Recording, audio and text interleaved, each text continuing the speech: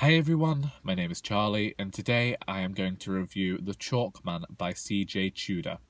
I first saw this book mentioned on Dave's channel, Wild Reads, which I will leave a link to in the description. This was a book that I was quite excited to get. I ordered it from the library and got it this past Thursday and finished it by Saturday. And sadly, it did not live up to the expectations that I had for this book. I quite like a thriller. I quite like the feeling of not being able to put a book down. I quite like being very enveloped in a book and being able to think of your own theories and ideas as to where this book will go. One of the favourite things we enjoy doing in our, me, my grandmother and my mother all enjoy watching crime dramas on the television. Me and my mother have been to see The Mousetrap, Black Coffee. We enjoy going to the theatre to see these things. We listen to radio plays to do with crime. Crime is one of our favourite genres, and whilst this was a thriller that didn't have any detective within it, it was actually a crime thriller. That, you know, there has been a murder. You know about this murder from the outset. It is in the prologue, and you know about these mysterious chalkmen that are being drawn everywhere. I'll give some pluses before I give any negatives, and as I don't give star ratings, I'd like to say first that I do believe that if you are a fan of thrillers, then you should definitely read this book, because it kept me reading. I finished this every time I had a spare moment. I work on Fridays, which was why I didn't get to read it, but I read it in the hour before I started work, and then I finished it on Saturday, and it was one of those books that I was completely absorbed in reading about these characters, and I think that the writer has done an exceptional job of capturing the character voice of a young boy in the 80s, or what it was the 80s.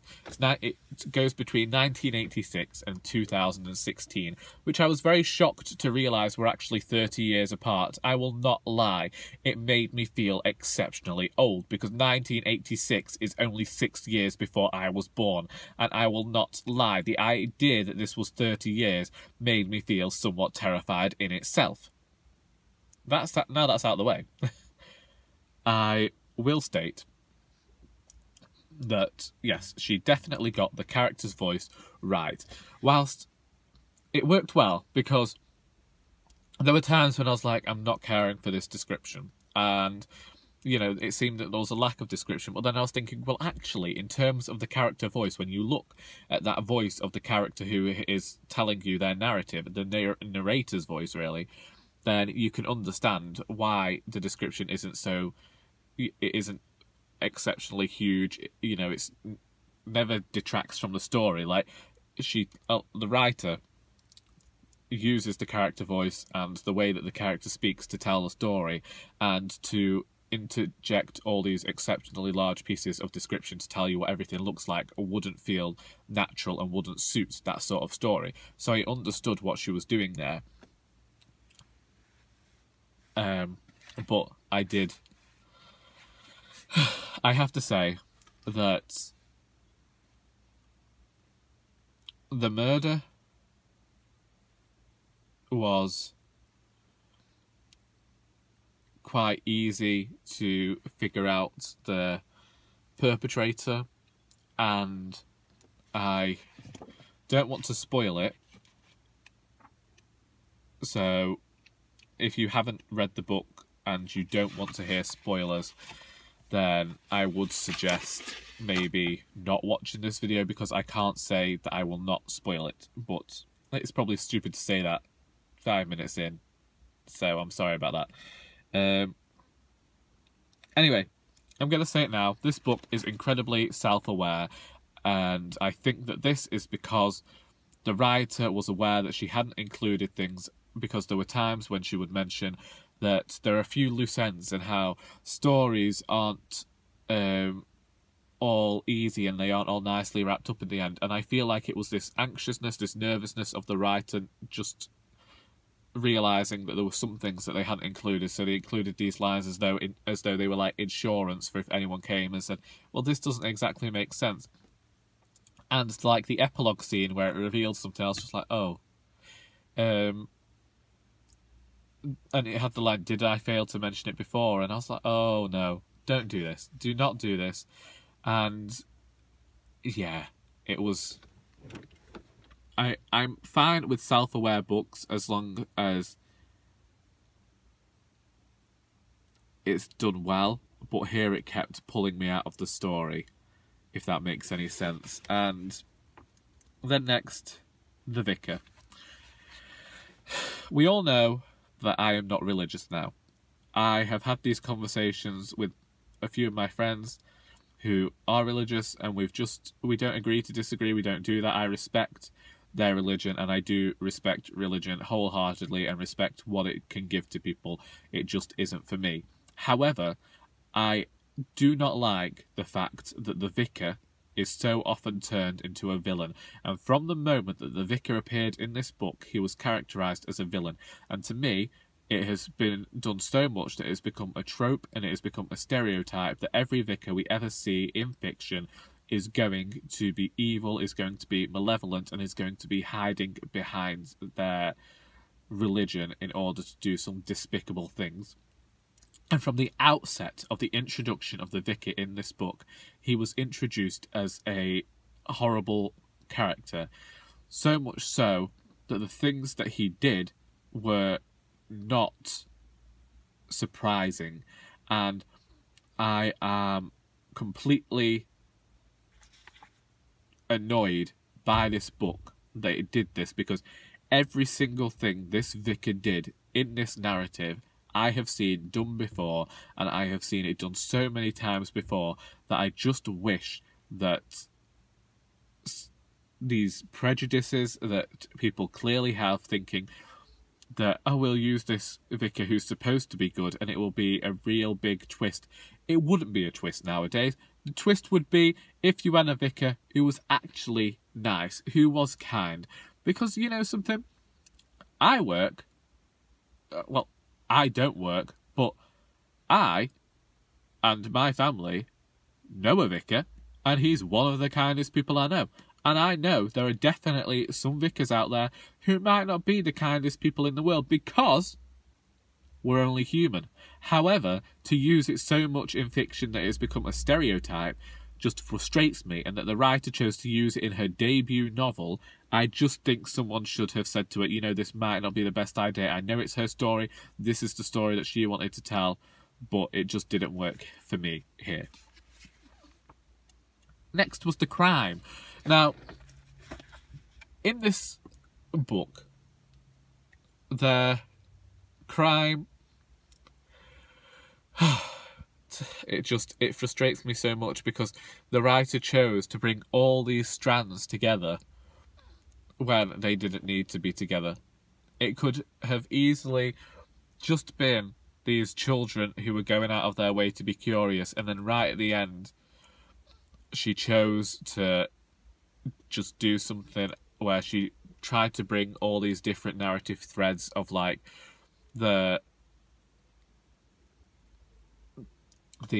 mothers opening an abortion centre, the vicar protesting it, one of the protesting girls, and the girl who's been murdered. She tried to bring all of these strands together and do this mistaken identity thing, and I could not cope with it. I thought, this is not right. I know why the writer has done this, because it is exactly what I used to do when I tried to bring all...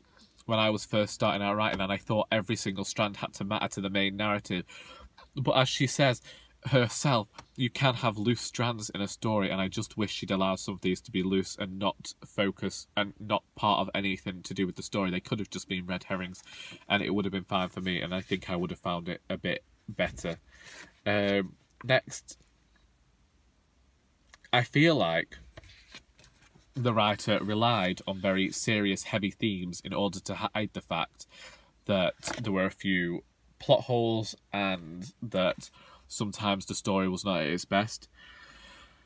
These heavy plot lines include the pro-life people protesting to the new abortion clinic that is opening in the town centre that just so happens to be being opened by the narrator's mother. Then we also have the plot of Alzheimer's in there, and I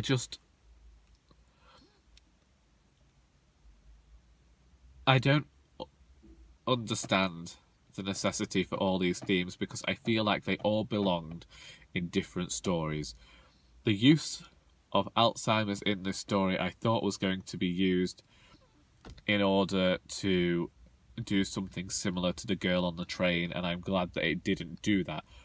But if we're talking about something else, which was the use of dreams within here, I'm never a fan of dreams being used in fiction to tell the story, and that's what happened here. I know that they were very important to the narrator. I know that some people will say to me dreams are important to humans because of what the effect they can have on us throughout our lives. But here I felt like it was just to add something supernatural into the narrative. And throughout the reading of it, I was being reminded of It by Stephen King. And so the Chalk Man took on this idea of being It. However, he was more of a kindly figure.